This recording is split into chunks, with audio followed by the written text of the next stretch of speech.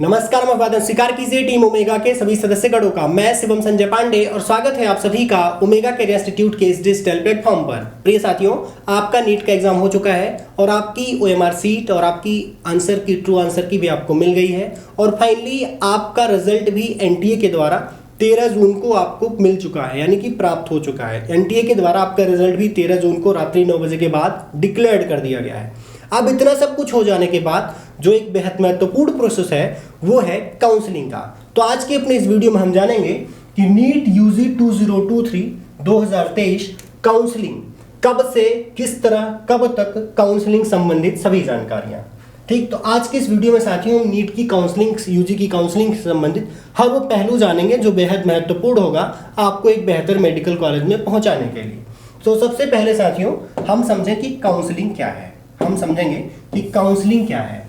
Counselling को आप बिल्कुल आसान भाषाओं में ऐसे समझें कि आपने नीट का एग्जाम दे लिया है और एग्जाम दे लेने के बाद आपको मेडिकल कॉलेज में पहुंचना है। तो एग्जाम देने के बाद जो रिजल्ट आया है, रिजल्ट के आ जाने के बाद और मेडिकल कॉलेज में पहुंचने के, दाखिला लेने के पहले का जो बीच का प्रोसेस है, इसको हम काउंसलिंग कहते हैं। और आसान भाषा में आप इसको ऐसे समझें कि जो काउंसलिंग है ये एडमिशन का एक प्रोसेस है। काउंसलिंग एडमिशन का एक प्रोसेस है जिसकी हेल्प से आपको आपके पसंदीदा मेडिकल कॉलेज में आपकी रैंक और आपके मार्क्स के अनुसार एडमिशन मिलता है।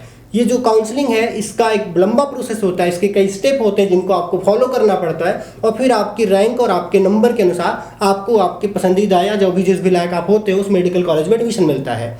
इसका प्रोसेस आप पूरी तरह से नहीं कह सकते ऑनलाइन है ना ही ऑफलाइन है। हाँ, 80% इसका प्रोसेस जो है वो ऑनलाइन होता है, बाकी 20% ये प्रोसेस ऑफलाइन है। अब ये पूछेंगे आप कैसे, तो आपको जो भी ये कॉलेज आपको जैसे 80% प्रोसेस जो ऑनलाइन है वो है फीस से भरने का, सारा रजिस्ट्रेशन करवाएं सबका। बाकी जो 20% ये है ऑफलाइन जो है वो ये है आपको आपके डॉक्यूमेंट की वेरिफिकेशन के लिए कॉलेज में जाना पड़ता है। जो भी कॉलेज ये बोलते हैं उस कॉलेज में आपको जाना पड़ता है, तो वो ऑनलाइन नहीं होता, वहाँ आपको ऑफलाइन मोड पे ही सारा आपका डॉक्यूमेंट चेक किया जाता है, वेरीफाई किया जाता है। तो यानी कह सकते हैं ये ऑनलाइन और ऑफलाइन दोनों का एक मिश्रण है ये जो काउंसलिंग का प्रोसेस है नीट यूजी का। तो आप काउंसलिंग समझ गए। काउंसलिंग एडमिशन का एक प्रोसेस है जिसकी हेल्प से आपको आपकी रैंक और मार्क्स के अनुसार आपके पसंदीदा कॉलेज में एडमिशन मिलता है। इसका प्रोसेस ये एक कई मतलब इसका प्रोसेस काफ़ी लंबा है, इसको क्या किस तरह से होता है ये हम समझेंगे। अब साथियों ये काउंसलिंग समझने के बाद हम समझेंगे काउंसलिंग की टाइप की। तो सबसे पहले साथियों ये समझिए, जैसे कि आप भारत में रहते हैं तो भारत में या किसी भी दुनिया में किसी कहीं पे भी सिर्फ मेडिकल के क्षेत्र में 2 ही कोर्स नहीं होते, MBBS या BDS, उसके अलावा भी बहुत सारे कोर्सेज होते हैं। तो जैसे कोर्स होता है BMS, BHMS, BUMS, BDS, मतलब कई कोर्स होते हैं। MBBS, BDS, BMS, BHMS, BUMS या वेटनरी, बहुत सारे मेडिकल के कोर्सेज होते हैं। तो अब यहाँ पे आखिर हम किस काउंसलिंग की बात करेंगे, मतलब जो टाइप जो हम 2 या 3 महत्वपूर्ण टाइप्स की बात करेंगे वो कौन कौन से होंगे, किन किन आधार पे करेंगे। तो साथियों यहाँ पे हम सिर्फ 2 कोर्स को लेके चल रहे हैं। पहला जो हमारा कोर्स है वो है MBBS और दूसरा जो है वो है BDS, वो है BDS। यहाँ हम 2 ही कोर्सेज को लेके बात करेंगे। जो हमारी काउंसलिंग टाइप है वो सिर्फ 2 ही को है। बाकी जैसे एक BMS है, BHMS है, ये आयुष मंत्रालय के तहत आता है, ये शायद AAACCC के माध्यम से भरा जाता है, इसकी काउंसलिंग अलग होती है। तो यहाँ हम MBBS और BDS को लेकर ही बात करेंगे। साथियों अगर हम नीट ऑल इंडिया कोटा में काउंसलिंग की बात करें, काउंसलिंग की टाइप की, तो यहाँ पे देखिए हमने 2 चीजें लिखी है। पहला ऑल इंडिया कोटा, दूसरा state quota. All India quota क्या है, स्टेट कोटा क्या है, इसको आप अभी समझ पाएंगे। पहली चीज आप समझ लीजिए कि ऑल इंडिया कोटा के तहत कौन कौन से मतलब कॉलेज या क्या कहाँ पे भरा जाता है, कौन सी सीटें भरी जाती हैं। आपके भारत में यानी कि आपके देश इंडिया में जितने भी एम्स के कॉलेज है, all India institute of medical science है, जितने भी एम्स हैं वो सब किसके माध्यम से भरे जाते हैं साथियों, वो भरे जाते हैं ऑल इंडिया कोटा के। दिल्ली जो स्टेट है दिल्ली यूनिवर्सिटी कोटा, दिल्ली यूनिवर्सिटी जो है, दिल्ली यूनिवर्सिटी की जितनी भी मेडिकल कॉलेज हैं जो इससे एफिलेटेड है वो सारा 100% किसके द्वारा भरा जाता है, वो भरा जाता है ऑल इंडिया कोटा। तीसरा जो सेंट्रल यूनिवर्सिटीज हैं जिसमें BHU है, AMU है, जामिया मिलिया इस्लामिया है, वो सारी भी सीटें किसके द्वारा भरी जाती हैं, ऑल इंडिया कोटा की तरफ से 100%। वो किसके द्वारा भरी जाती हैं, ऑल इंडिया कोटा से 100%। चाहे वो जिपमर, AFMC, AMU, अलीगढ़ मुस्लिम यूनिवर्सिटी, जितने हैं ये भी पूरी तरीके से 100% किसके द्वारा भरे जाते हैं? ऑल इंडिया कोटा के थ्रू। किसके थ्रू? All India quota. ये 100% किसके थ्रू भरे जाते हैं? फिर से ध्यान दीजिए, एम्स के सभी कॉलेज, डीयू कोटा के सभी कॉलेज, सभी सेंट्रल यूनिवर्सिटीज जिसमें बीएचयू, एएमयू, जामिया मिलिया और साथ ही वो college JIPMER, FMC and AMU, वो सभी जितने भी हमने आपको बताए, ये सभी इनकी सभी सीटें 100% वो ऑल इंडिया कोटा के थ्रू भरी जाती हैं। अब साथियों देखिए नीचे लिखा हुआ है, गवर्नमेंट कॉलेज जितने भी हैं पूरे देश में, उसकी 15% सीटें वो किसके थ्रू भरी जाती हैं? ऑल इंडिया कोटा के। कितनी परसेंट? 15%। कितनी? 15%, 15%। ये आप ध्यान से आंकड़ा देखिए। इसके बाद साथियों अगला जो पॉइंट है वो है डीम्ड यूनिवर्सिटी। ये डीम्ड की स्पेलिंग गलत लिख दी गई है, डीम्ड यूनिवर्सिटी। डीम्ड यूनिवर्सिटीज क्या होती हैं? जितनी भी देश में प्राइवेट मेडिकल कॉलेज है उनकी एक यूनिवर्सिटी है, यानी कि प्राइवेट यूनिवर्सिटी, उसको कहते हैं डीम्ड यूनिवर्सिटी। जितनी भी डीम्ड यूनिवर्सिटीज़ हैं इंडिया में, शायद 20 से 25 हैं, उनकी भी जितनी सीटें हैं वो 100% किसके द्वारा फुलफिल की जाती हैं? वो की जाती हैं किसके द्वारा?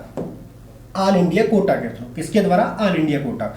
यानी कि आप अगर ये जो गवर्नमेंट कॉलेज है 15%, इसको छोड़ दीजिए, मतलब गवर्नमेंट कॉलेज, सॉरी, ये जितनी चीज़ें हमने बताई इसमें, AIIMS, DU quota, central universities, BHU, AMU, Jamia, JIPMER, FMC, AMU, government college के 15% और साथ ही डीम्ड यूनिवर्सिटीज की 100% सीटें, ये सब किसके द्वारा भरी जाती है? ये सब भरा जाता है किसके द्वारा? ऑल इंडिया कोटा के थ्रू। किसके द्वारा? ऑल इंडिया कोटा के थ्रू। तो अभी तक हमने जो बताया वो ये बताया कि यहाँ पे जितनी चीज़ें लिखी गई हैं वो सारी किसके द्वारा फुलफिल की जाती हैं? वो ऑल इंडिया कोटा के थ्रू करी जाती हैं। अब यहाँ पे जो आपको पॉइंट नोट करने वाली बात है वो सिर्फ ये है, 15% seat government college all over India की, 15% ऑल ओवर इंडिया की। ठीक है, अब आपके दिमाग में आ रहा होगा कि आखिर ये जो 15% सीट है वो ऑल ओवर इंडिया की, वो ऑल इंडिया कोटा के थ्रू भरी जाती है, तो आखिर जो बचा हुआ है प्रतिशत है 85%, वो किसके द्वारा भरा जाता है? 85%। तो ये भरा जाता है साथियों स्टेट कोटा के थ्रू। किसके थ्रू? स्टेट कोटा के थ्रू। इसको भी और अच्छे समझाएंगे तो आप समझ पाएंगे। अब ये जो ऑल इंडिया कोटा है इसकी काउंसलिंग होती कैसे है? तो इसकी जो वेबसाइट है साथियों वो है mcc.nic.in। आपको किसी भी देश के किसी भी एम्स में, जिपमर के किसी भी कॉलेज में, जिपमर में, या किसी भी सेंट्रल यूनिवर्सिटीज में, या दिल्ली यूनिवर्सिटी से एफिलेटेड किसी भी कॉलेज में, या किसी भी राज्य के 15% आरक्षित सीट वाले कॉलेज में, मतलब जहाँ पे 15% रिजर्व सीट्स है, किसी भी जगह पे, या जितनी भी डीम्ड यूनिवर्सिटीज़ हैं, किसी भी जगह एडमिशन लेने के लिए आपको ऑल इंडिया कोटा के ही काउंसलिंग प्रोसेस से गुजरना पड़ता है। अब साथियों बात करें स्टेट कोटा की, तो आप पहले इसको ऐसे समझें। सपोज दैट साथियों ये इंडिया है, ये भारत है, और ये भारत के साथियों मैं कुछ राज्य बना रहा हूँ। ये मैंने कुछ राज्य बना दिए साथियों, इसको ध्यान से समझिएगा। आप मान लीजिए यूपी के रहने वाले हैं और आपको उत्तर प्रदेश के किसी मेडिकल कॉलेज में एडमिशन चाहिए, तो आपको यूपी के रह रहे हैं, आपको यूपी के मेडिकल कॉलेज में एडमिशन चाहिए, तो आपको ये जो मेडिकल कॉलेज में आपको अपने गृह राज्य के मेडिकल कॉलेज में एडमिशन चाहिए, तो ये आपको बेहद आसानी से मिल सकता है। किसके थ्रू? जहां 85% की संभावना है वहां से, या जहां 15% की संभावना है वहां से। कहां से मिल सकता है? तो जाहिर सी बात है आपको आपके गृह राज्य में एडमिशन कहां से मिलेगा? 85% की संभावना वाले राज्य से। कहां से? मतलब 85% वाले प्रोसेस से, यानी कि स्टेट कोटा से। बट अगर आपको मान लीजिए आपके अपने राज्य में एडमिशन नहीं चाहिए और आप चाहते हैं कि आपको बिहार, पंजाब या किसी और राज्य में चाहिए, किसी और राज्य में, एमपी, किसी भी राज्य में एडमिशन चाहिए, तो आप चाहते हैं कि आप यहाँ ना, आप अपने यूपी के रहने वाले बट यूपी में ना पढ़े, आप इंडिया के किसी भी मेडिकल कॉलेज में पढ़ना चाहते हैं, तो आपको कहाँ जाना पड़ेगा? जिसकी संभावना मात्र 15% है, उसके लिए आपको आना पड़ेगा ऑल इंडिया कोटा की तरफ। आप ऐसे समझिए जैसे ये आपका राज्य हो गया यूपी। अब यूपी में देखिए जितने भी मेडिकल कॉलेज हैं, आपके यूपी स्टेट में जितने भी मेडिकल कॉलेज हैं, उनकी 85% सीटें किसके द्वारा भरी जाएंगी? आपके प्रदेश सरकार के स्वास्थ्य विभाग के द्वारा। ठीक, बाकी जो 15% खाली स्थान है ये भरा जाएगा ऑल इंडिया कोटा के द्वारा। ये जितने भी स्टेट में आपके गवर्नमेंट मेडिकल कॉलेज हैं, एम्स उसमें इंक्लूड नहीं है, जिपमर उसमें इंक्लूड नहीं है, सिर्फ स्टेट गवर्नमेंट के जो द्वारा चलाए जा रहे मेडिकल कॉलेज हैं, उनमें 15% मेडिकल कॉलेज सभी जितने भी राज्य हैं उनमें ऑल इंडिया कोटा के थ्रू भरा जाता है। बाकी जितने भी एम्स हैं, डीयू कोटा के कॉलेज हैं, सेंट्रल यूनिवर्सिटीज है, जिपमर है, एफएमसी है, एएमयू है, या गवर्नमेंट कॉलेज की जितनी भी पूरे राज्य की सीटें हैं उसमें 15%, और साथ ही आपकी डीम्ड यूनिवर्सिटीज ये सभी भरी जाती हैं किसके द्वारा? ऑल इंडिया कोटा के द्वारा। ऑल इंडिया कोटा के द्वारा जो रजिस्टर काउंसलिंग कराई जाती है, वो जो काउंसलिंग कराई जाती है वो वेबसाइट होती है mcc.nic.in। अब जो राज्यों की वेबसाइट होती है वो अलग अलग राज्यों की अलग अलग है। आप उत्तर प्रदेश के रहने वाले, इसलिए मैंने उत्तर प्रदेश की वेबसाइट लिखी है, उत्तर प्रदेश नीट काउंसलिंग.in, उत्तर प्रदेश नीट काउंसलिंग.in। आप इस वेबसाइट से जो है स्टेट कोटा की काउंसलिंग करवा सकते हैं। तो ये हमने साथियों काउंसलिंग बताई।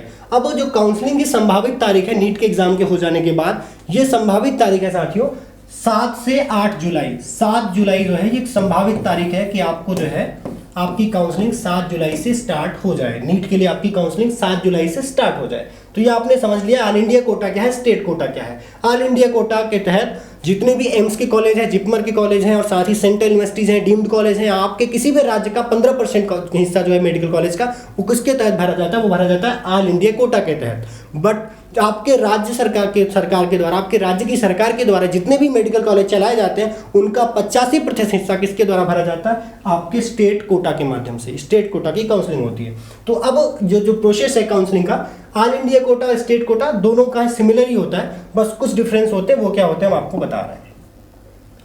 अब देखिए ये जो काउंसलिंग आप करवाते हैं इसके लिए जो रिक्वायर्ड डॉक्यूमेंट्स होते हैं वो क्या क्या होते हैं जो बेहद जरूरी होते हैं।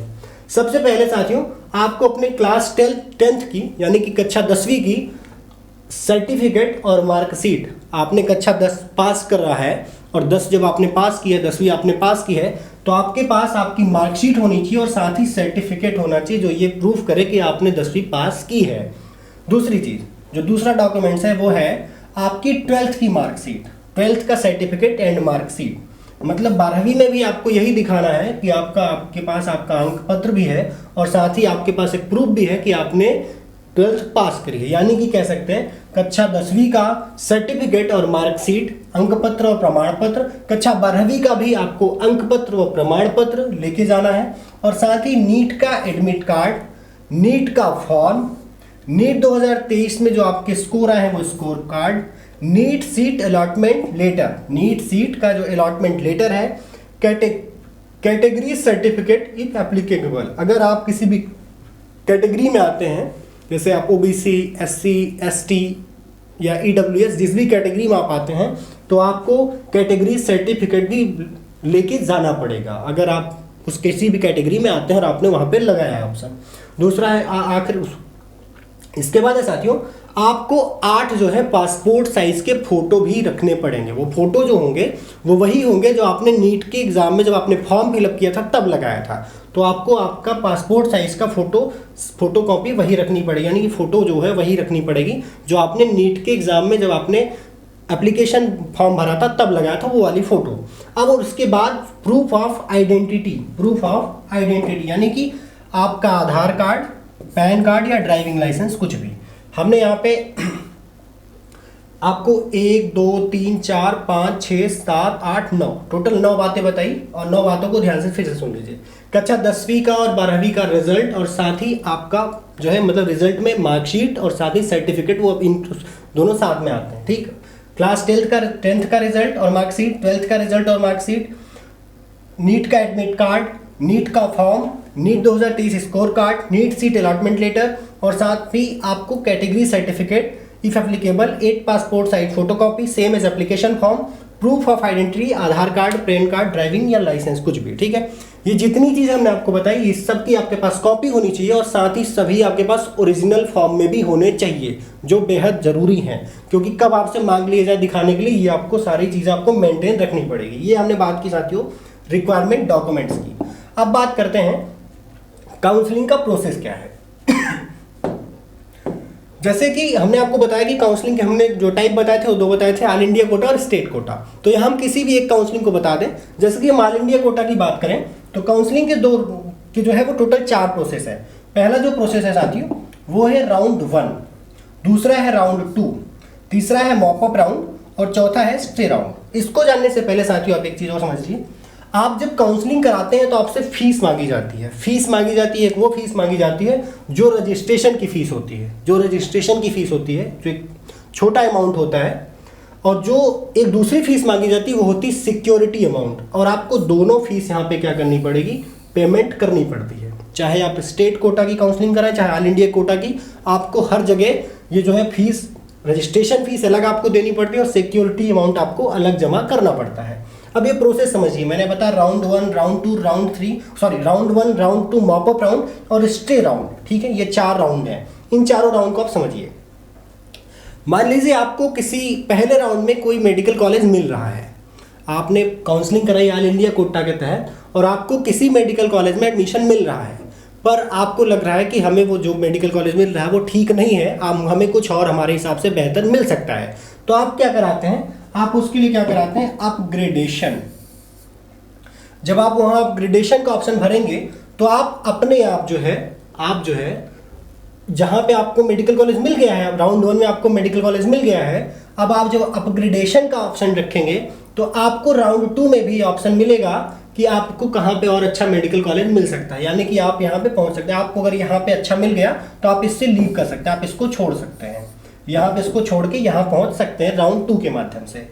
बट आपने अगर राउंड 1 में जिनको सभी लोग काउंसलिंग कराते हैं, राउंड 1 में मान लीजिए आपकी रैंक के हिसाब से कुछ लोगों को कॉलेज मिला, बाकी को नहीं मिला, तो बाकी लोग अपने आप राउंड 2 में पहुंच जाएंगे। राउंड 2 के लिए ना ही आपको अलग से काउंसलिंग कराने की जरूरत है, ना रजिस्ट्रेशन फीस देने की आवश्यकता है, ना सिक्योरिटी अमाउंट अलग फिर से देने की आवश्यकता है। आप सिक्योरिटी अमाउंट भी एक ही बार भरेंगे और रजिस्ट्रेशन भी एक ही बार करवाएंगे, रजिस्ट्रेशन फीस भी आप एक ही बार पे करेंगे।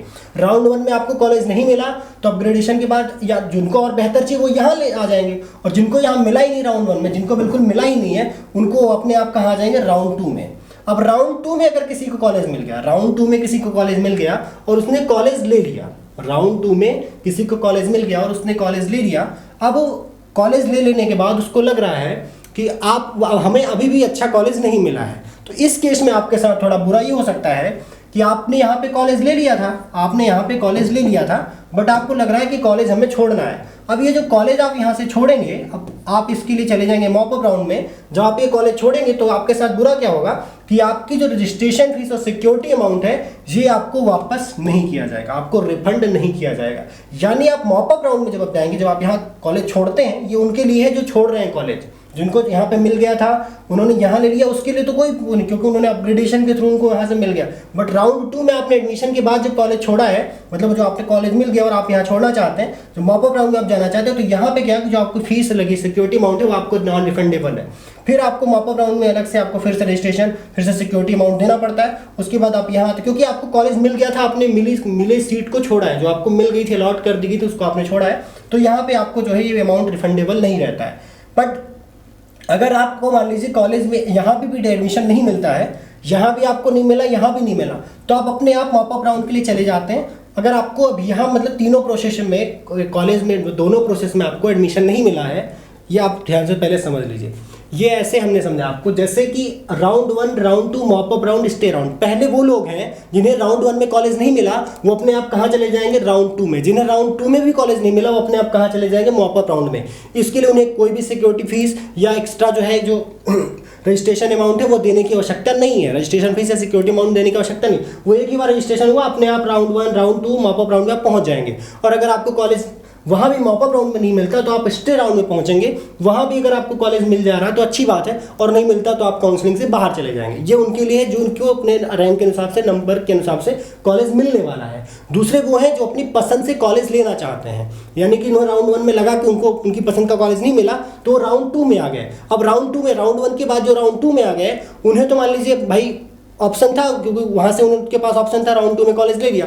बट राउंड 2 में उन्होंने कॉलेज ले लिया, एडमिशन ले लिया, उसके बाद वो राउंड में मॉप अप राउंड के लिए जा रहे हैं, तो यहाँ कॉलेज में जब उन्होंने एडमिशन ले लिया उसके बाद जब इधर जा रहे हैं तो उनको फीस क्या है, नॉन रिफंडेबल। उनको कोई फीस, सिक्योरिटी अमाउंट कुछ भी वापस नहीं मिलेगा, उसके लिए फिर से सिक्योरिटी अमाउंट और साथ ही रजिस्ट्रेशन फीस देनी पड़ेगी। तब वो मॉप अप राउंड में जाएंगे, और मान लीजिए अगर उधर भी कॉलेज नहीं मिल रहा तो बाहर चले जाएंगे। तो इसलिए जो भी कॉलेज मिल रहा है, अगर आपको लग रहा है अच्छा मिल रहा है पहले दूसरे राउंड में, तो उसको आप ले लें, ज़्यादा खोजबीन में ना जुटे, क्योंकि इससे क्या होगा कि आपको जो है कि जो सिक्योरिटी है वो खत्म हो जाएगी, जो आप सिक्योरिटी है कि मतलब मिल जाएगा कॉलेज, वो शायद खत्म हो सकती है। तो अगर उस हिसाब से नंबर है तो आप राउंड 1, राउंड 2 में जो भी है कॉलेज ले लीजिए, ठीक है, उस हिसाब से। तो आज के इस वीडियो में साथियों हमने आपको बताया कि आखिर किस तरह से आपको काउंसलिंग में जो है मतलब काउंसलिंग के प्रोसेस से गुजरना पड़ता है। काउंसलिंग का प्रोसेस क्या है, मोटी मोटी बात हमने आपको यही बताई कि काउंसलिंग का प्रोसेस दो तरह का है, जो कि स्टेट ऑल इंडिया कोटा और स्टेट कोटा। इसके बाद हमने जो काउंसलिंग के प्रोसेस में बताया कि 4 स्टेप हैं, वो 4 स्टेप है। पहला है जो है काउंसलिंग का वो स्टेप है वो है राउंड 1, दूसरा है राउंड 2 और तीसरा है मॉप अप राउंड और चौथा है स्टे राउंड। राउंड 1 का मतलब है कि सबसे पहला जो प्रोसेस है वो राउंड 1 है। इसमें जिसको कॉलेज मिल गया वो जो है और अच्छा चाहता है वो राउंड 2 में जाएगा, और जिसको कॉलेज नहीं मिला वो अपने आप राउंड 2 में चला जाएगा। राउंड 2 में भी जिसको कॉलेज नहीं मिला वो अपने आप राउंड 3 में चला जाएगा। बट और जिसको राउंड 3 क्या मॉप अप राउंड में चला जाएगा, और मॉप अप राउंड के बाद जिसको वहां भी नहीं मिला वो कहाँ चला जाएगा, स्टे राउंड में चला जाएगा। तो आज के इस वीडियो में हमने बात कर ली किसकी साथियों, हमने बात कर ली कॉलेज की काउंसलिंग के प्रोसेस की।